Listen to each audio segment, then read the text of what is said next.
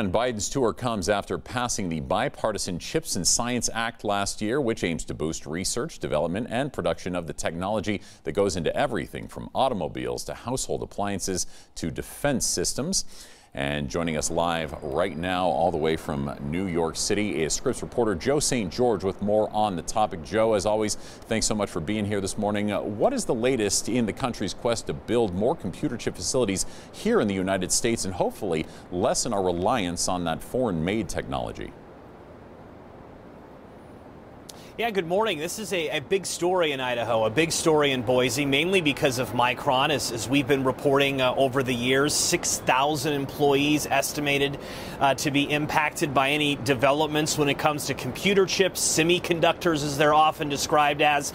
Last fall, Micron, a $15 billion expansion of it, but that is just one part of an impact that could be coming to Idaho. Very much the to-be-determined part involves this Computer Chips Act, which passed last year, signed into law by President Biden. $39 billion in American taxpayer dollars available to companies like Micron, like Intel, like the other big computer chip manufacturers to continue to expand their operations in places, yes, like Idaho, and places around the country.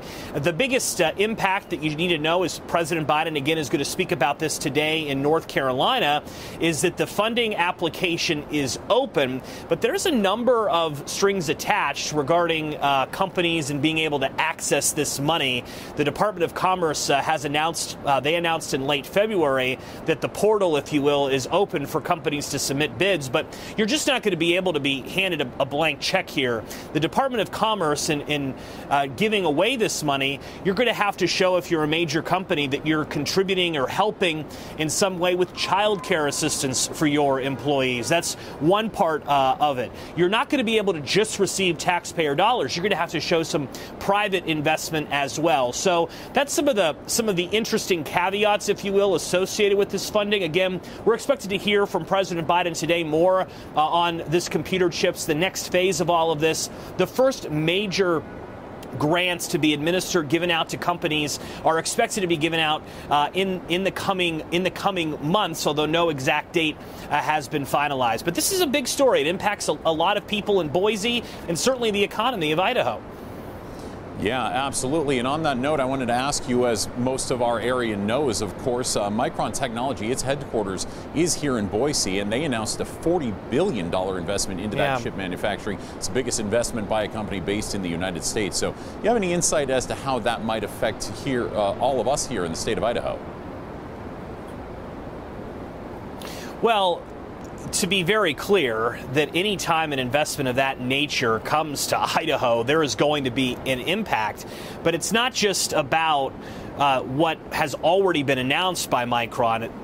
Every major chip manufacturer in the country, Micron, Intel, they're also saying, okay, can we expand any more, and can this taxpayer dollars that essentially is being given away by the Department of Commerce, can that help in their mission? Can it help build a new building? Can it help with the manufacturing and the implementation of such a computer chip plant? So that is how Boise continues to be impacted by this. And remember, it's a lot easier to expand an existing plant, an existing operation like the one that Boise has, as opposed to completely build a brand new one in a city or state where an existing computer chip doesn't exist. So those are some of the latest developments regarding this. We'll continue to keep an eye on it.